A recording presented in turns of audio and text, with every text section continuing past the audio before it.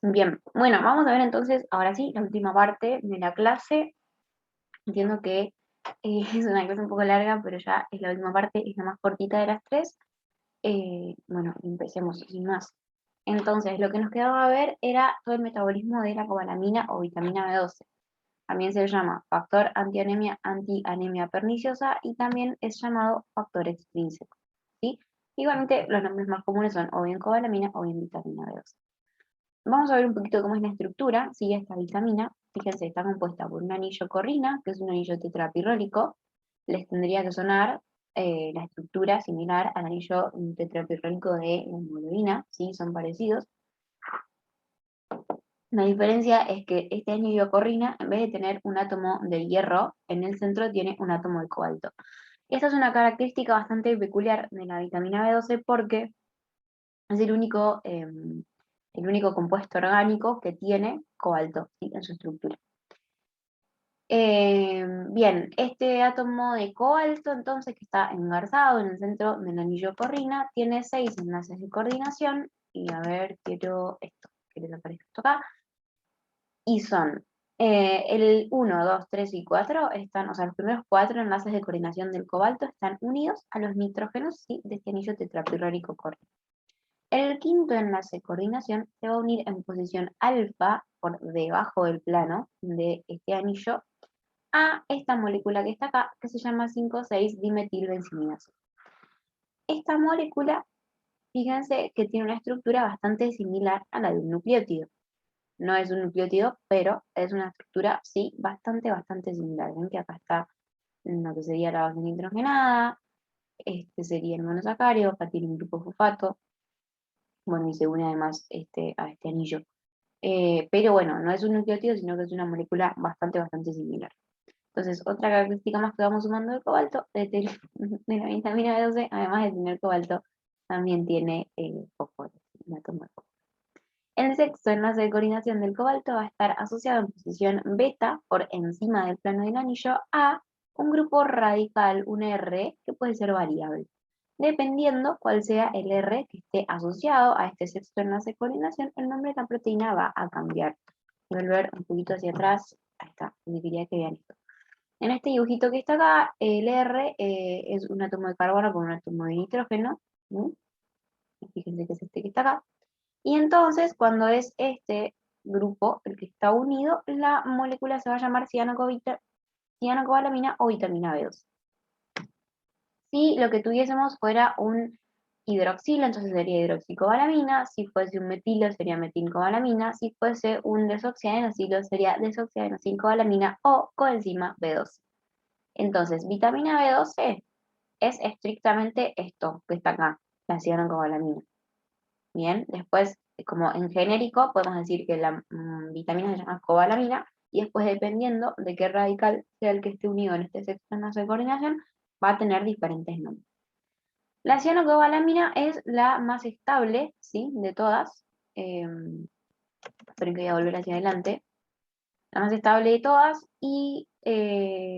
pero, o sea, y es fácilmente interconvertible a cualquiera de estas dos formas: metilcobalamina y desoxianosilcobalamina, que tienen dos estrellitas porque estas dos son las formas activas, ¿sí? De la proteína, son las formas que participan en el metabolismo de esta vitamina, ¿ok? Entonces, la metilcobalamina y la desoxianosilcobalamina son las formas metabólicamente activas de la vitamina B12, mejor dicho, de la cobalamina, ¿sí? Por una cuestión de practicidad van a ver que muchas veces voy a decir B12, B12, B12, pero para no estar diciendo todo el tiempo cobalamina. Lo correcto sería hablar de cobalamina, ¿sí? O bien del nombre específico de la vitamina que esté actuando en ese momento. Entonces, tanto la cianocobalamina como la metilcobalamina y la desoxiacetilcobalamina se consideran vitámeros, aunque la cianocobalamina no tenga, ¿sí? Un papel funcional, digamos, porque no sea una forma activa. Como se puede convertir muy fácil en cualquiera de estas dos, también se la considera un vitámero. Estas dos, perdón, la hidroxicobalamina, no tiene actividad vitamínica. También, en algunos casos, en este sexto enlace podemos encontrar una molécula de agua, y en este caso se va a llamar acuocobalamina.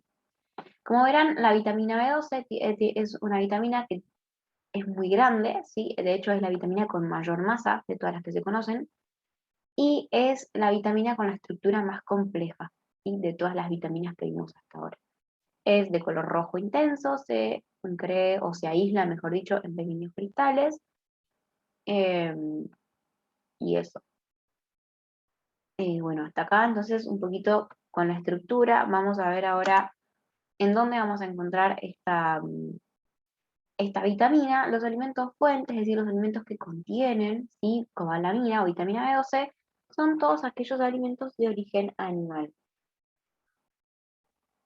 Porque la cobalamina es sintetizada por algunos microorganismos que, o sea, es sintetizada por microorganismos e incorporada a tejidos animales, ¿sí? No a tejidos vegetales, con lo cual en alimentos de origen vegetal nunca vamos a encontrar un alimento de origen vegetal que sea fuente de vitamina B12, naturalmente, por lo menos. A veces sí puede pasar que a algunos alimentos vegetales se les adiciona o se los fortifica con vitamina B12 sintética, ¿sí? Y bueno, entonces ahí sí tienen B12, pero naturalmente va a estar en todos los alimentos de origen animal. Aquellos que más contienen vitamina B12 son los mariscos, en primer lugar, y el hígado en segundo lugar. En la yema de huevo también hay un poco de vitamina B12, pero también en la yema hay algunas proteínas que lo que hacen es disminuir su absorción, con lo cual, si bien aporta vitamina B12, es un poquito menos biodisponible que en el resto sí, de los alimentos. Entonces, en las carnes y en los pescados y en los mariscos, la vitamina B12 se encuentra en forma de desoxiadenosilcobalamina o de hidroxicobalamina, ¿sí? O las dos. Y en lácteos, además de estas dos formas de la vitamina, también la vamos a encontrar como metilcobalamina. La cianocobalamina, si bien es la más estable de las tres, perdón, es la más estable de todas las formas de la vitamina, la encontramos, sí, en los alimentos, pero en cantidades muy, muy, muy pequeñas. Bien. Em, Algo que no les dije del átomo de cobalto, que en realidad es de la diapo anterior, se los digo ahora, es que el átomo de cobalto se encuentra en forma reducida, ¿sí? Tiene tres estados de oxidación, más uno, más dos, más tres. En la cobalamina lo vamos a encontrar en su forma reducida, que es el estado de oxidación más uno. Bien, la biodisponibilidad de esta proteína es bastante elevada, sí, más o menos de entre el 50 y el 90%, o sea que lo que comemos vamos a poder absorber casi todo. Ahora vamos a ver bien cómo es la digestión y esta vitamina. Es una vitamina que es atóxica, con lo cual cuando hay un excedente, un aporte excedente de vitamina, se elimina por orina, ¿sí?, y no produce toxicidad. Em, y cuanto mayor cantidad de cobalamina se ofrezca en la dieta, menos va a ser la cantidad que se absorba, porque ahora vamos a ver, pero tiene que ver con que el sistema de absorción es saturable. ¿Sí? Si yo ofrezco mucha cobalamina, voy a absorber poquito. Y si ofrezco poquito, y si ofrezco poquita cobalamina, voy a absorber probablemente casi todo. Pero porque el sistema de absorción es saturable, ahora lo vemos en la diapo que sí. Bien, de esto nada más, recuerden por favor que los alimentos fuente sí son alimentos de origen animal, y nunca vamos a encontrarla en alimentos de origen vegetal. Hoy en día existen, por ejemplo, no sé, se me ocurren ahora algunas marcas de levadura de cerveza que vienen adicionadas con B12, ¿vieron los fideos esos tipos los Lugetti o cosas así que vienen con esos multivitamínicos que dicen el paquete? La mayoría tienen cobalamina, y después, fíjense, en los paquetes. Es más, el otro día estaba mirando que en una Levité, creo que era una Levité o una de esas aguas saborizadas, estaba adicionada cobalamina. Yo decía, ¿qué? Y les juro, busquen después en alguna, cómprense una Levité y fíjense que en la etiqueta, eh, no sé ahora, pero por lo menos el año pasado tenía cobalamina o ácido fólico, una de las dos me pareció muy loco. Bueno, en fin, digamos. Y vamos a ver entonces cómo es la digestión-absorción de esta vitamina. La realidad es que es un proceso un poquito largo, un poquito engorroso, tiene muchos nombres y tiene muchas partes, así que vayan tratando de seguirme en la explicación, si bien acá les van a ir apareciendo al costadito parrafitos, sí, que van describiendo las cosas principales.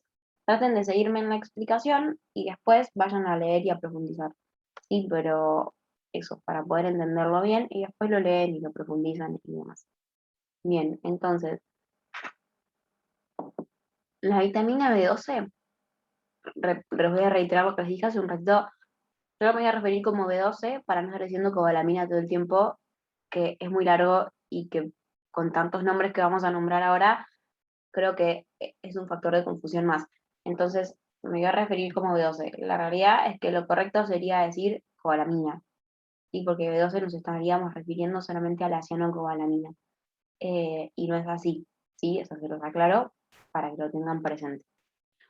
Yo lo digo así en genérico B12 para hacerlo más cortito y no mezclarlos con tanta cantidad de nombres. Entonces, la B12, la cobalamina, está unida a los alimentos. Sí, a los alimentos, claramente. Pero lo que quise decir es que está asociada a las proteínas, sí, de los alimentos. Cuando ingerimos nosotros algún alimento que tenga B12, entonces, bueno, nada, pasa por la boca, llega al estómago, y en el estómago, gracias al pH ácido, por el ácido clorhídrico, y gracias a la pepsina, la vitamina B12 se separa, ¿sí?, de las proteínas de los alimentos. Bien, y entonces recién a nivel del estómago vamos a tener vitamina B12 libre, suelta, libre de los alimentos, libre de las proteínas. En el estómago, también favorecidos por este pH ácido, se va a unir la vitamina B12 con una proteína, que está acá, que se llama aptocorrina, y se forma el complejo aptocorrina B12. Esta aptocorrina es una proteína que se sintetiza a nivel de las glándulas salivales y de otras glándulas exocrinas, y también lo vamos a encontrar en la bilis y en otras secreciones. Ahora nos va a interesar la que se secreta en la saliva. Entonces, se secreta en las glándulas salivales, llega al estómago, y en el estómago, una vez que la B12 se liberó de las proteínas de los alimentos, se une y se forma este complejo, ¿sí? Aptocorrina B12. Todo esto favorecido por el pH ácido y la pepsina. Este complejo, aptocorrina B12, sigue viaje, sigue viaje, sigue viaje, llega al duodeno, y acá tenemos alcalinización del pH y enzima acción de las proteasas. Estos dos factores van a colaborar para que este complejo, aptocorrina B12, que si se fijan es el del triangulito, ¿sí?, este que está acá, se separe.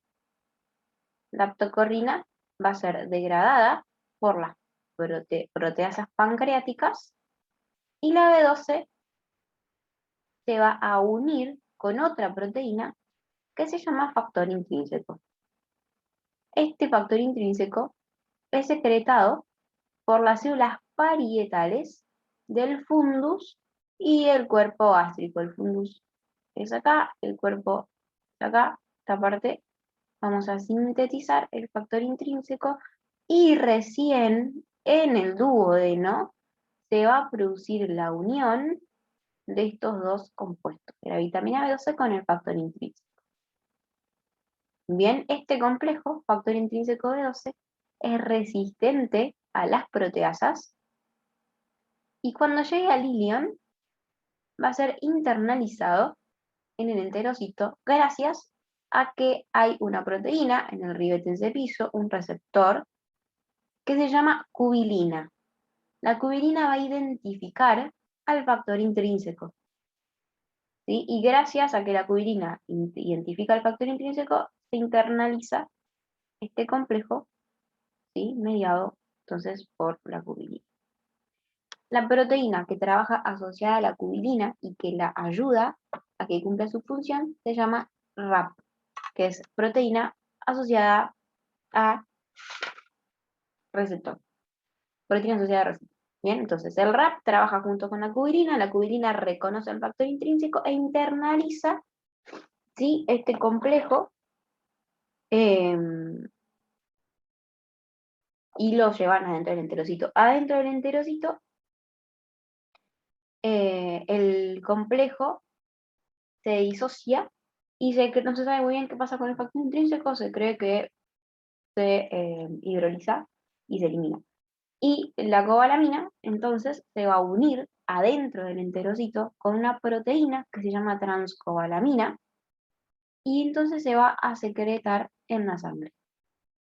Una vez que la transcobalamina se une con la vitamina B12, se forma la holotranscobalamina o transcobalamina 2, ¿sí? Cualquiera de los dos nombres es aceptable. Y viaja en la sangre así. Bien. No les hice aparecer todos estos cositos de acá. Bueno, ahí se los dejo. Pero esencialmente es lo que ya dije acá, ¿sí? Con lo cual no se preocupen. Dos cositas más. Hay otro sistema, ¿sí? Que permite internalizar este, este complejo, ¿sí? Que es una proteína que se llama megalina. La megalina va a actuar en presencia de iones calcio y a pH 5,5 y va a endocitar este complejo factor intrínseco vitamina B2. O sea que no funciona igual que la cubilina, porque la cubilina actúa como transportador activo, o sea que deja pasar al complejo. En cambio, la megalina la va a endocitar, o sea, la va a envolver con un pedazo de membrana y la va a incorporar en el enterocito. En el enterocito se va a formar, o sea, van a actuar los lisosomas van a separar estos dos complejos porque van a acidificar el pH y demás, van a degradar el factor intrínseco y la cobalamina va a seguir viajando. Y se va a unir con transcobalamina o la transcobalamina, chau, se va a la circulación. Tengan en cuenta que existen entonces estos dos mecanismos. ¿Cuál es el de mayor importancia funcional en la cubilina? Sí, el de la megalina no es tan importante. Bien. Después, otra cosa más. Hay otro medio más, sí, en el que se puede absorber cobalamina o vitamina B12, que es por difusión pasiva. ¿Y esto cuándo va a suceder? Cuando hay mucha, mucha, mucha oferta de vitamina B12. Cuando hay una gran oferta de vitamina B12 a nivel de la luz intestinal, va a ingresar a los enterocitos por difusión pasiva. Una cosa más, la cubilina es muy específica y solamente va a reconocer el factor intrínseco. Por eso la importancia, ¿sí?, de que la vitamina B12 se asocie con el factor intrínseco. ¿Sí? Porque si no, no se va a poder absorber. La cubilina solamente va a reconocer el factor intrínseco. Este método de absorción por difusión pasiva es muy irrelevante, solamente del 1 al 2% de vitamina B12 se va a absorber por este medio, y es la forma en la que se absorbe la vitamina cuando se incorpora por vía, o sea, mediante suplementos, ¿sí? Pero suplementos de vía oral. Los suplementos pueden ser de formas orales, tipo pastillitas, comprimidos, o parenterales, es decir, que van directo a la sangre. Los de vía oral sí se absorben de este modo, del modo de difusión pasiva. ¿Por qué? Porque lo que hacen es generar un gran aporte, una gran cantidad, o sea, yo aporto mucha cantidad de B12 con una pastillita del suplemento, y entonces lo tengo que absorber por difusión pasiva. ¿Por qué? Esto tiene que ver con lo que yo les contaba en el video anterior de la saturabilidad, o sea, no sé si existe esa palabra, pero bueno, con que estos sistemas de la cubilina y de la megalina son saturables, y solamente pueden absorber más o menos 2 microgramos de vitamina por día, perdón, por comida, de lo que, de lo que ingerimos. Con lo cual, cuando a mí se me satura este transporte, yo sigo teniendo mucha oferta de vitamina B12 en el intestino, la absorbo por difusión pasiva. Por eso les decía yo que cuanto mayor es el ofrecimiento de cobalamina, menor es la absorción. O sea, ahora hablando de la cobalamina que ofrezco con los alimentos, como con la dieta. Porque, no sé, supongamos, yo aporto 10 gramos de cobalamina, igual solamente por cada comida me va a poder absorber 2 microgramos. Y si yo aporto 1 gramo, igual también voy a absorber 2 microgramos. ¿Por qué? Porque estos sistemas de absorción de la cubilina y de la megalina se saturan aproximadamente en los 2 microgramos y no pueden absorber más que eso. Eh, por eso yo les decía, o sea, cuanto más ofrezco, por ahí yo ofrezco un montón de cobalamina con los alimentos y absorbo igual 2 microgramos. Entonces, cuanto más ofrezco, la absorción porcentualmente es menor. Bueno, igualmente la absorción por difusión pasiva es del 1%, ¿sí? Así que tampoco es tan relevante. Pero bueno, cobra relevancia justamente cuando hay aporte de suplementos, que ahí sí este, ingresa bastante más cobalamina. Todo este proceso que yo les conté recién dura aproximadamente 4 horas, con lo cual la digesta-absorción de la cobalamina es bastante larga, ¿sí? Tiene una duración bastante extensa. Estoy chequeando que no me haya olvidado nada, creo que no. No. Bien, bueno, sigamos entonces. Ah, algo importante, a ver si está en la siguiente diapo. Esperen, en serio, me parece. A ver, esto. Ahora volvemos a la diapo anterior, pero se absorbe en el ilion terminal. ¿Sí? ¿Por qué se absorbe en el ilion terminal? Porque la cubilina y los receptores para el factor intrínseco están a nivel del ilion terminal. ¿Sí? Esto es importante, recuérdenlo. em, Porque, por ejemplo, después en algún momento pueden tener algún paciente que tenga una ileostomía, que tenga una resección en el intestino, que tenga no sé, algo así, y entonces no puede absorber B12. Sí, también el hecho de que el medio ácido contribuya tanto a la absorción, ¿se acuerdan que dije que en el estómago el pH ácido y la pepsina favorecían? También nos va a dar la pauta de que hay un montón de patologías donde se altera la síntesis de ácido clorhídrico y por lo tanto se altera la acidez del estómago. Entonces, si eso se altera, también se altera la obtención de vitamina B2. Esto lo van a tener que tener presente después, cuando vean más adelante casos clínicos y demás, para ver en qué casos suplementaría, en qué casos no. Vamos a ver un poquito cómo se transporta en la sangre. Sí, la cobalamina, hay dos proteínas esencialmente que son las que actúan como transportadores a nivel plasmático. Por un lado la transcobalamina y por otro lado la aptocorrina plasmática. Ah, esperen, otra cosa. ¿Se acuerdan que yo les dije que la vitamina B12 se llamaba factor extrínseco? También se los dije al principio. Bueno, es justamente porque lo primero que se conoció fue el factor intrínseco y la vitamina B12 todavía no se conocía. Entonces, por eso cuando se conoció se la llamó en un principio factor extrínseco. Bueno, nada, ese nombre claramente no se llama así, es anecdótico. Vamos a ver ahora si entonces el transporte en sangre de esta proteína, de esta vitamina, dijimos que teníamos dos transportadores, transcobalamina y aptocorrina. La transcobalamina es la que yo les comentaba recién, que cuando se une con la cobalamina se forma holotranscobalamina, se llama transcobalamina o transcobalamina 2, o sea, porque en realidad antes se la llamaba transcobalamina 2 porque había otra molécula que se llamaba transcobalamina 1, bueno, no importa, la cuestión es que nos vamos a referir a transcobalamina como transcobalamina y punto. Se sintetiza en el hígado y en los enterocitos, ¿sí? Principalmente, y también en macrófagos y en células endoteliales. Transporta menos del 30% de la B12 plasmática, ¿sí? Con lo cual no es una proteína que transporte mucha cantidad de vitamina. Sin embargo, es la de mayor importancia funcional.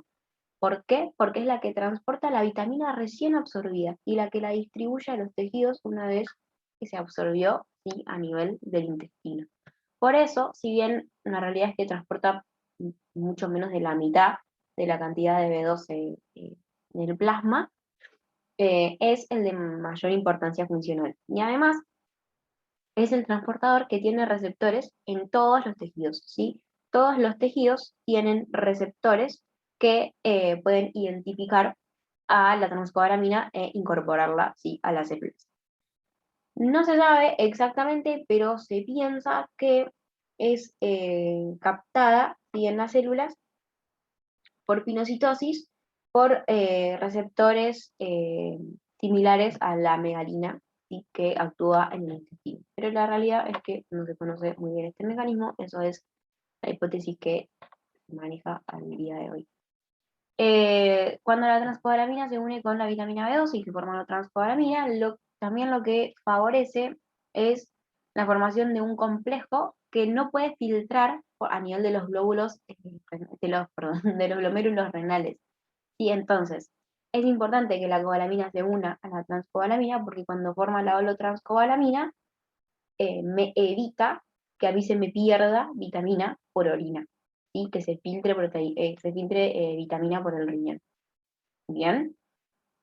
Tiene una vida media muy cortita, de 90 minutos, con lo cual su función esencialmente es agarrar la cobalamina que viene del intestino, llevarla a los tejidos y un kiss.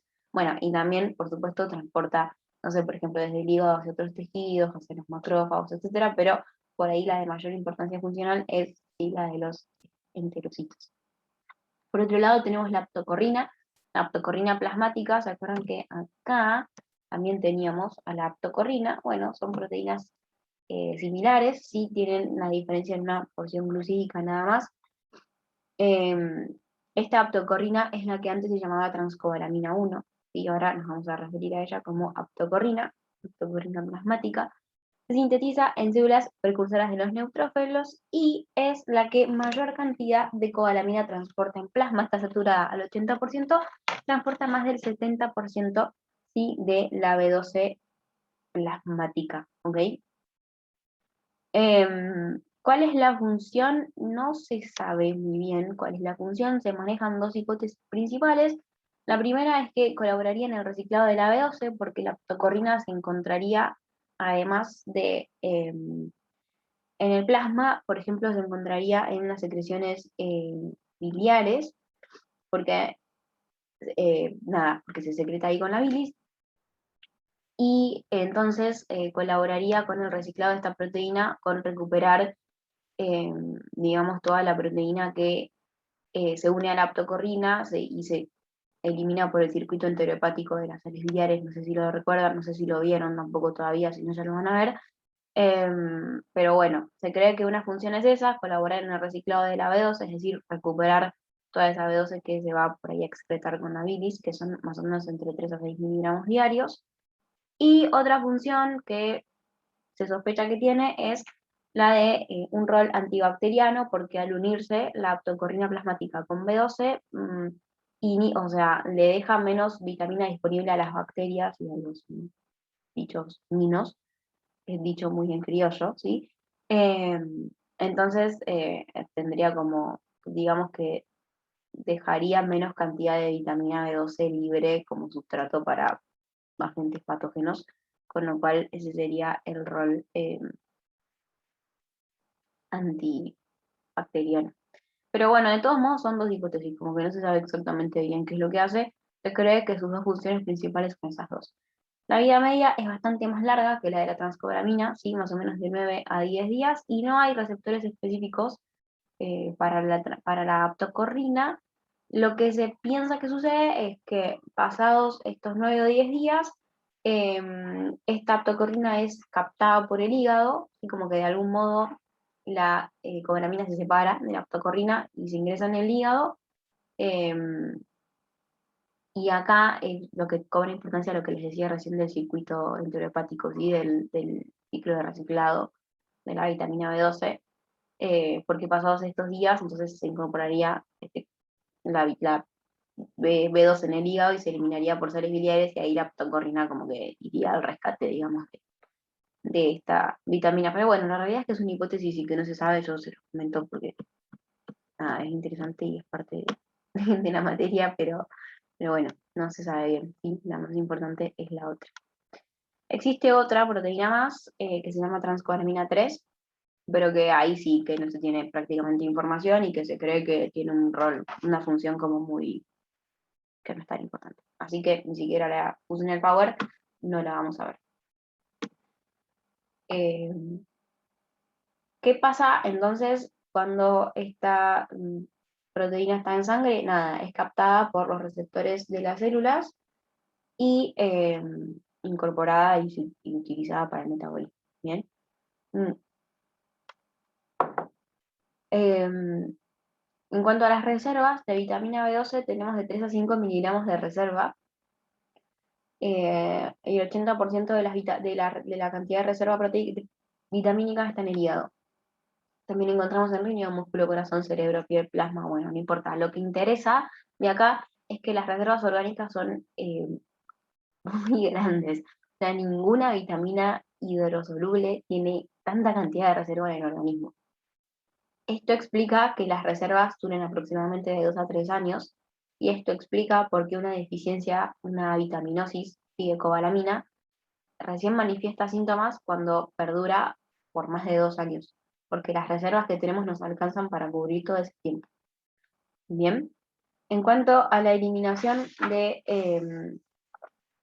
cobalamina, se pierden nada más que 2 microgramos diarios, lo cual es muy, muy poquito, y se excreta entera, ¿sí? Por el riñón, sin metabolizarse. Digamos lo que sobra, que no se pudo unir a transcobalamina o aptocorrina o lo que sea, y queda dando vueltas en el plasma, se filtra por los glomérulos renales y se elimina por orina. Y se acabó. Em, bien, creo que de esto nada más, yo les dije, les di un montón de información. Bueno, em, vamos a ver un poquito cuáles son las funciones en el metabolismo. Entonces, hay los dos derivados que habíamos dicho que tenían un rol, una función en el metabolismo, son la metilcobalamina, que era cuando el sexo nace de coordinación, tenía un grupo metilo, y la coenzima B12 o desoxiadenilcobalamina, que era cuando en el sexto nace de coordinación teníamos un nucleócido, ¿sí? Que es la desoxiadenosina.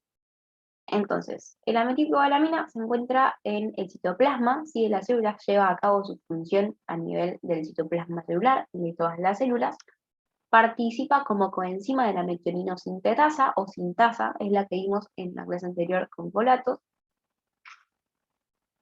y se genera por transferencia de metilos desde 5-metiltetrahidrofolato. Ahora lo vamos a repasar un poquito, igual lo vimos en la clase anterior.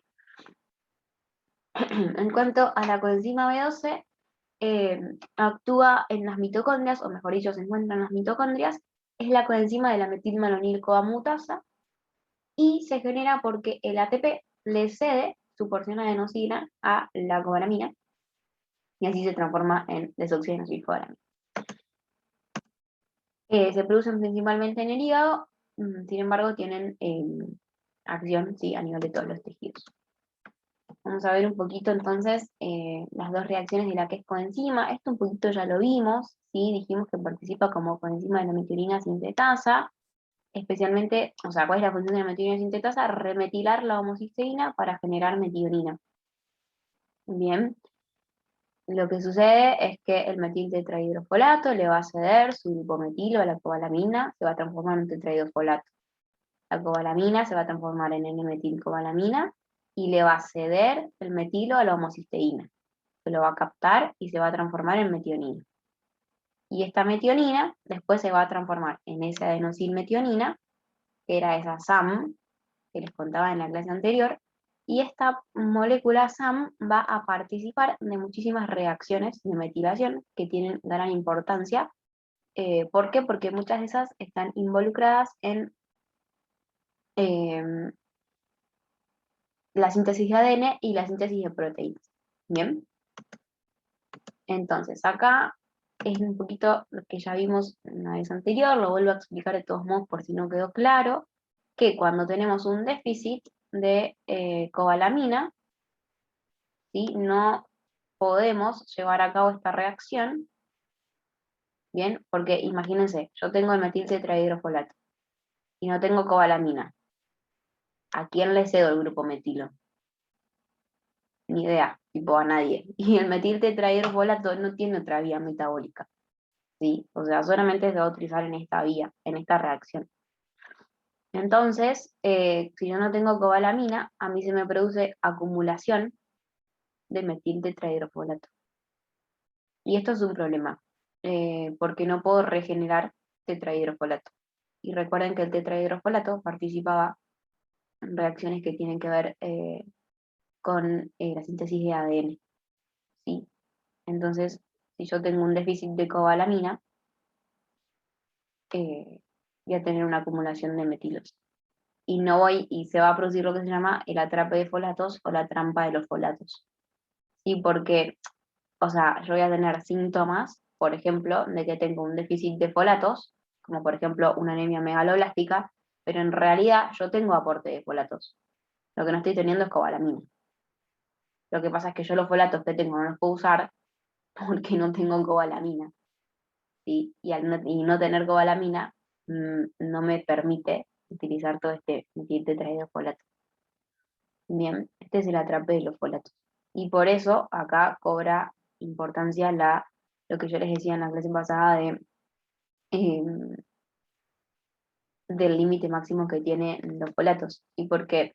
¿Qué pasa? Si yo no los puedo utilizar, o sea, si yo tengo un déficit de cobalamina, pero el primer síntoma que voy a tener es una anemia megaloblástica.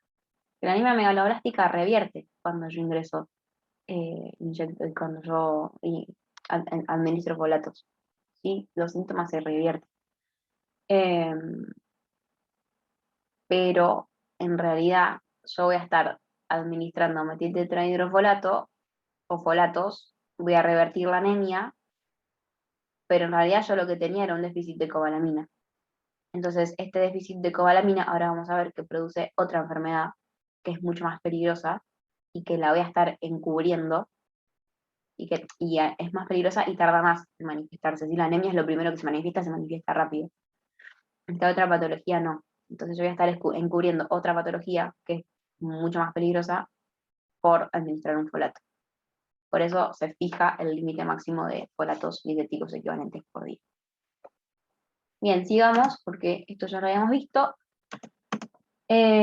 La otra reacción en la que participa, bueno, no, perdón, una cosa más, pero creo que ya quedó claro a esta altura, que la coenzima que participa acá es la metilcobalamina. ¿Sí? Bien. La otra reacción en la que participa la cobalamina es la reacción de isomerización de metilmalonil-CoA a succinil-CoA, y acá la que participa es la coenzima B12 o desoxiadenosín-cobalamina. Nada, esencialmente la coenzima B12 actúa como coenzima de la metilmalonil-CoA mutasa, y lo que hace esta enzima es transformar el metilmalonil-CoA en succinil-CoA. Recordemos un poquito de dónde viene el metilmalonil-CoA. Proviene en realidad del propionil-CoA, y el propionil-CoA puede provenir de dos lados, o de la beta-oxidación de ácidos grasos de cadena impar, o del catabolismo de algunos aminoácidos.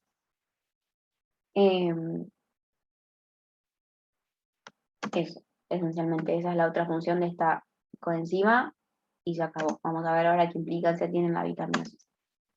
Dijimos que las avitaminosis tenían dos manifestaciones. La primera era la anemia megaloblástica, ¿sí? Que produce glóbulos rojos hipercrómicos y macrocíticos. ¿Y por qué se producen estos glóbulos rojos deformes? Bueno, porque un poco lo que vimos recién, por todo esto de la trampa de folatos y demás, que yo no puedo resintetizar, o sea, no puedo remeter la homocisteína para transformarla en metionina, por lo tanto no voy a tener metionina, por lo tanto no voy a tener SAM, por lo tanto se me va a ver alterada la síntesis de proteína y de ADN.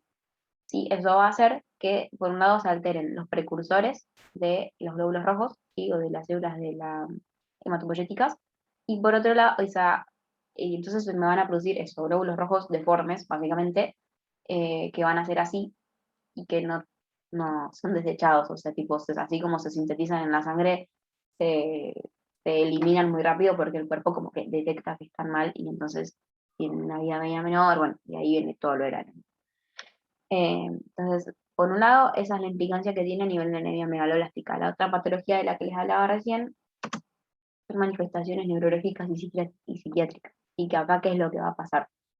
Eh, Ahora con este cuadrito creo que se va a entender más. Si yo no tengo coenzima B12, me van a pasar dos cosas. O sea, por un lado, un poco lo que hablábamos recién de la metionina, no voy a tener metionina. La metionina, además de las reacciones de metilación en la síntesis de ADN y de síntesis de proteínas, es imprescindible para sintetizar fosfatidilcolina y esfingomielina, que son dos componentes de la vaina de mielina y de las membranas neuronales. ¿Sí? Con lo cual, yo no tengo estos componentes, entonces me produce un daño a nivel de las membranas neuronales.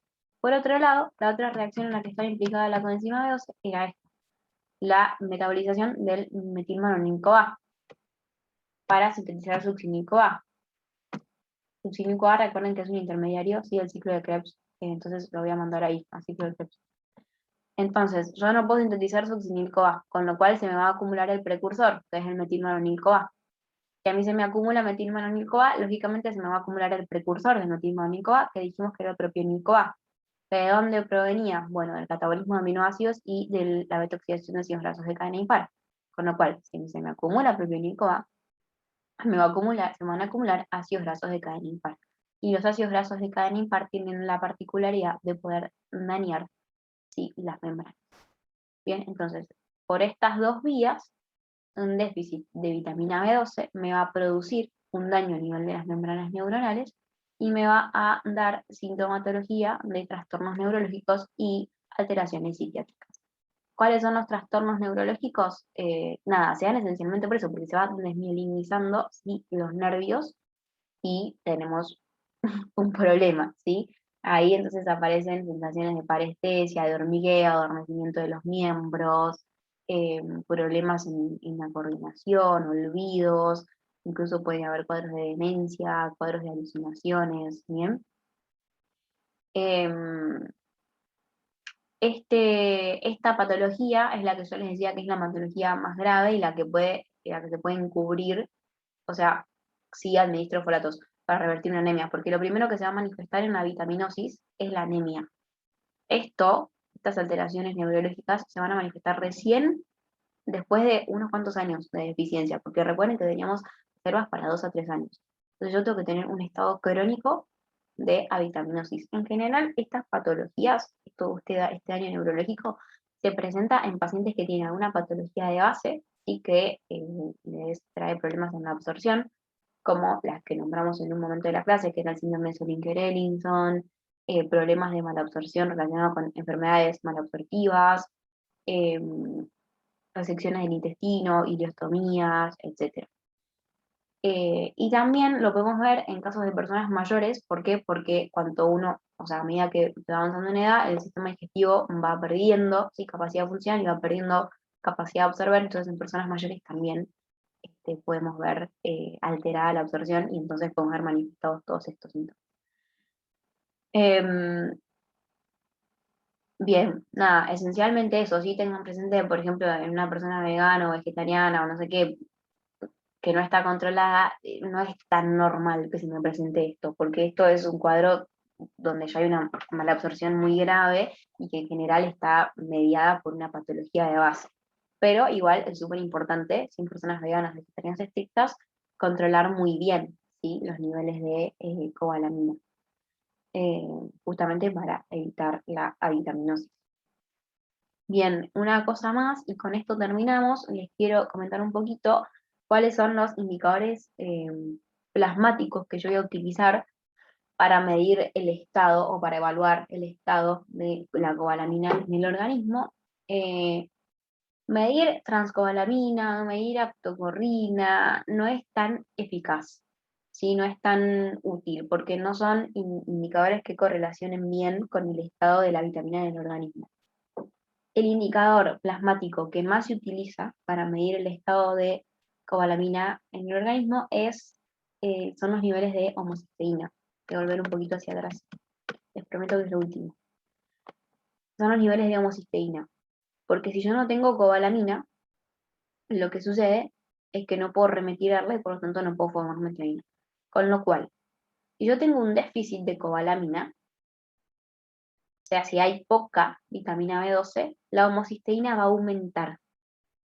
¿Por qué? Porque esta reacción no se puede llevar a cabo, ¿sí? Entonces, eso recuérdenlo, tal vez lo ven en NutriNormal, tal vez no, ni idea, supongo que sí igual, pero hoy en día el indicador que se utiliza en el consultorio, ¿sí?, para ver si una persona tiene valores adecuados o no de cobalamina es la homocisteína plasmática.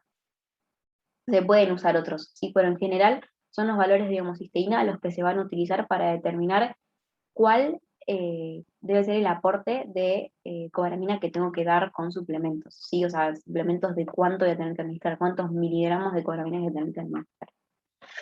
Bien. Hay otras patologías que pueden generar cuadros de avitaminosis, como por ejemplo la anemia perniciosa, en lo que sucede es que hay un efecto en la síntesis de factor intrínseco, con lo cual se ve alterada, ¿sí?, la absorción de la vitamina. Eh, Nada, eso, y hay un par de patologías más, pero bueno, no me voy a extender mucho más. Si les interesa, busquen, ¿sí?, más info. Y nada, si quieren después me avisan y les puedo subir algún paper o algún pedacito de algún libro como para que tengan un poquito más de información si quieren profundizar un poquito más. Bien, las dudas las resolvemos por el foro, ¿sí?, de la clase y con eso terminamos. Espero que les haya gustado, que les haya interesado el tema. eh, y bueno, nada, eso. Nos vemos en algún TP. Bueno.